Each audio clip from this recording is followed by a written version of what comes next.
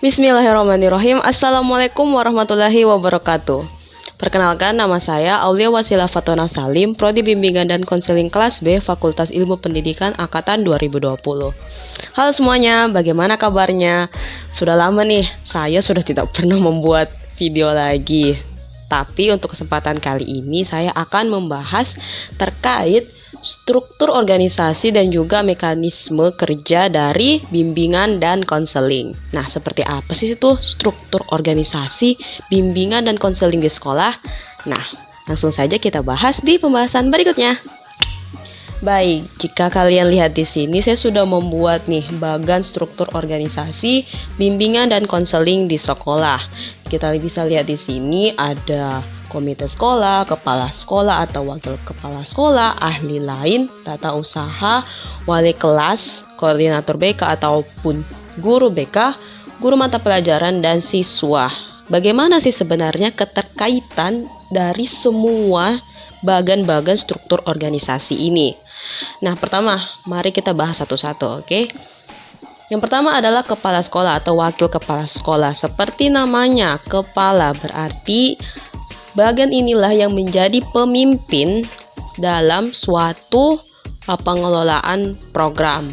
Nah, kepala sekolah atau wakil kepala sekolah inilah yang perlu mengetahui atau memeriksa segala aktivitas yang terjadi di suatu sekolah tersebut. Kita bisa lihat di sini ada ahli lain dan juga komite sekolah. Ahli lain di sini bisa juga dibilang institusi di luar sekolah atau lembaga yang juga ikut bekerja sama dengan suatu program di sekolah, khususnya tentang program bimbingan dan konseling. Jadi salah satu contoh institusi di luar sekolah itu adalah kerjasama dengan Kandebdiknas atau Kantor Departemen Pendidikan Nasional, di mana fungsi dari Kandebdiknas ini adalah untuk mengawasi atau melakukan pembinaan terhadap kerja atau struktur yang telah dihasilkan di suatu sekolah dalam program bimbingan dan konseling ini. Adapun komite sekolah ini bisa orang tua, lingkungan masyarakat yang ada di sekitar sekolah. Jadi lebih kepada ruang lingkup yang ada di sekitar atau wilayah sekolah tersebut. Dari kedua bagian ini, ahli lain ataupun komite sekolah, ketika ingin melakukan suatu program atau kerjasama, maka perlu perizinan dulu dari kepala sekolah. Jadi perlu disampaikan ke kepala sekolah atau wakil kepala sekolah. Mengapa? Karena tujuan dari kepala sekolah ini adalah yang nanti akan memfasilitasi program berjalannya guru BK ataupun dari guru mata pelajaran dan wali kelas. Jadi sangat penting dalam semua pelayanan atau aktivitas yang akan terjadi itu harus ditahu oleh kepala sekolah atau wakil kepala sekolah terlebih dahulu sebelum membuat sebuah pelayanan atau program layanannya nanti. Kemudian jika baik dari ahli lain ataupun komite sekolah telah mendapatkan perizinan dari kepala sekolah, maka laporan tersebut atau terkait tindak lanjutnya nanti itu perlu disimpan atau dijadikan tanda bukti. Nah, nanti yang akan mengelola bagian administrasi ataupun ketatausahaan tersebut adalah bagian tata usaha. Tata usaha di sinilah nanti akan membantu proses pemasukan laporan yang telah didapatkan dari kepala sekolah. Jadi kita bisa lihat di sini, kepala sekolah sebelum nanti memberitahukan apa sih sebenarnya fasilitas atau layanan yang terjadi, itu perlu dikonfirmasi ke tata usaha dulu sebagai bentuk administrasi. Setelah itulah baru bisa diprogramkan nanti di guru BK, pada guru BK. Kita bisa lihat di sini setara ya tingkatannya, wali kelas, koordinator guru BK ataupun guru mata pelajaran. Karena memang dalam ketiga hal ini akan berperan sangat bersinambungan, saling berhubungan satu sama lain, di mana peran-peran dari masing-masing bagian di sini adalah jika dapat bekerja dengan baik, maka proses program bimbingan dan konseling juga dapat dimaksimalkan. Kita bahas satu-satu dulu, apa masing-masing tugas dari bagian ini. Yang pertama adalah wali kelas. Wali kelas di sini ditugasi secara khusus untuk membina suatu kelas. Masing-masing dari guru akan diberikan tanggung jawab untuk mengawasi satu kelas binaannya.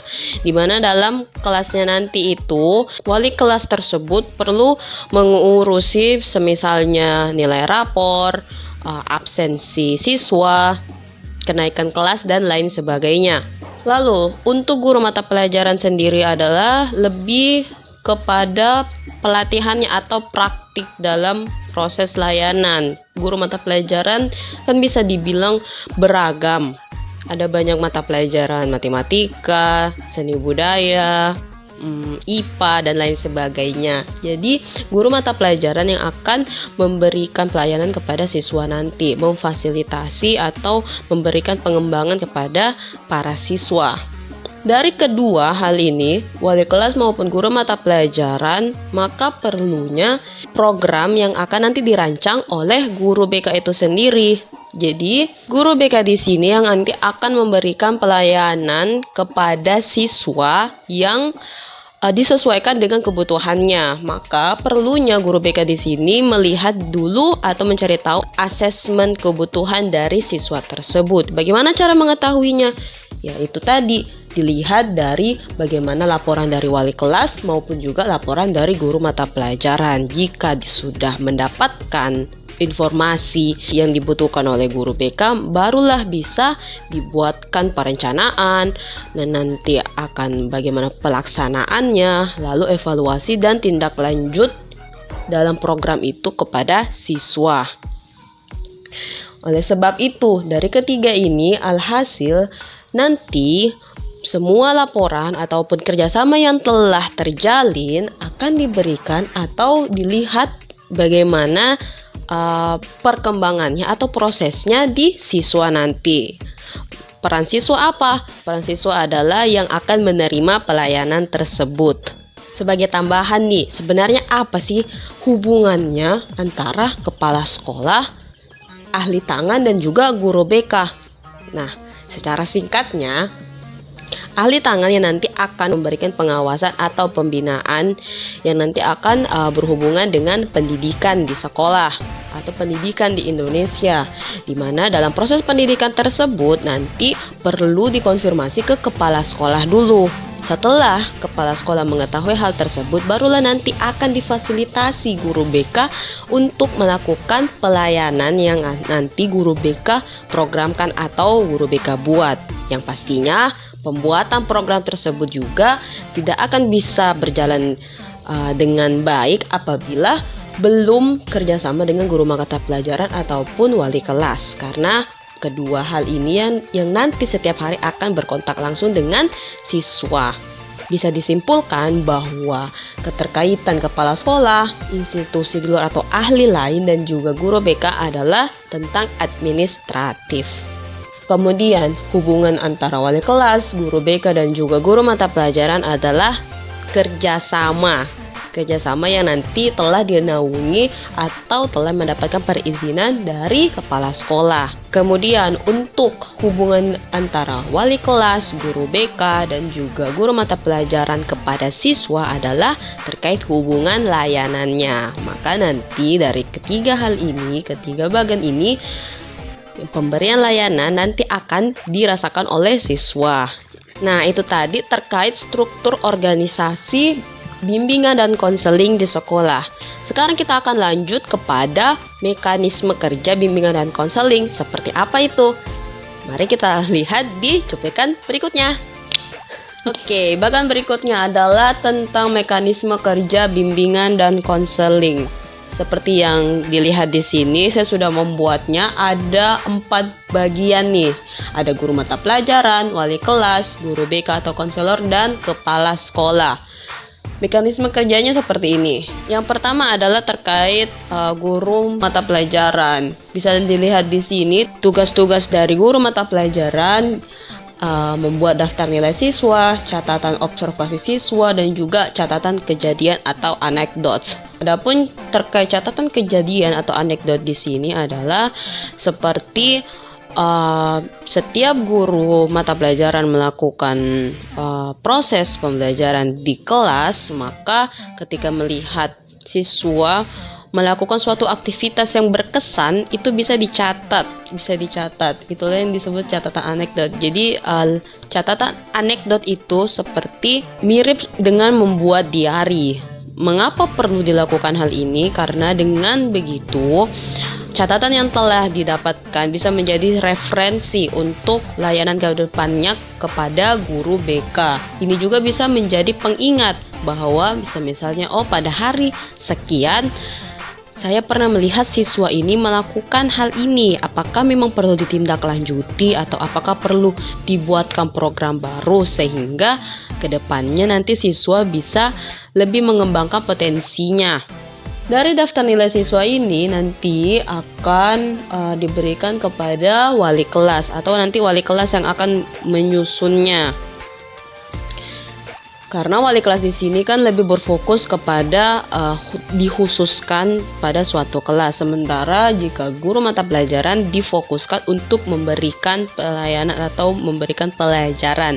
Sementara wali kelas tidak hanya terkhusus pada satu kelas, tapi dari kelas tersebut juga diberikan binaan ataupun pemantauan agar proses ataupun perkembangan siswa tersebut bisa dilihat jelas. Yang mana yang memang memerlukan pengembangan lebih dan mana juga yang telah memang maksimal dalam pengembangannya sesuai dengan mata pelajaran yang telah didapatkan.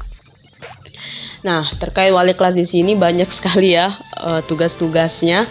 Yang pertama ada daftar nilai, kemudian angket siswa, angket orang tua, laporan observasi siswa, catatan anekdot, laporan kegiatan pelayanan, catatan home visit, dan juga catatan wawancara.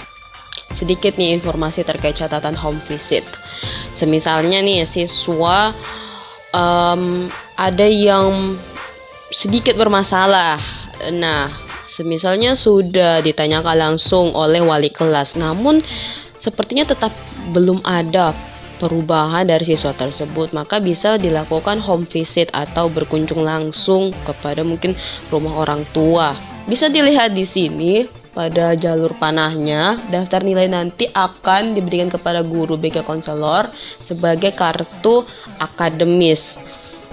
Kemudian untuk angket siswa, angket orang tua, laporan observasi, catatan anekdot, catatan home visit, dan juga catatan wawancara nanti akan menjadi buku pribadi atau map pribadi guru BK atau konselor. Ini nanti bisa menjadi administrasi ataupun tanda bukti bahwa segala aktivitas yang telah terjadi dalam kelas itu ada prosesnya, diketahui seperti apa prosesnya yang nanti akan dikasih masuk dalam buku pribadi ataupun map pribadi konselor. Adapun yang tadi nih, catatan observasi siswa oleh guru mata pelajaran bisa diberikan kepada catatan konseling guru BK. Namun di sini ini akan menjadi bagian pribadi dari guru BK konselor itu sendiri sebagai bentuk referensi atau mungkin catatan pribadinya untuk membuat program layanan berikutnya.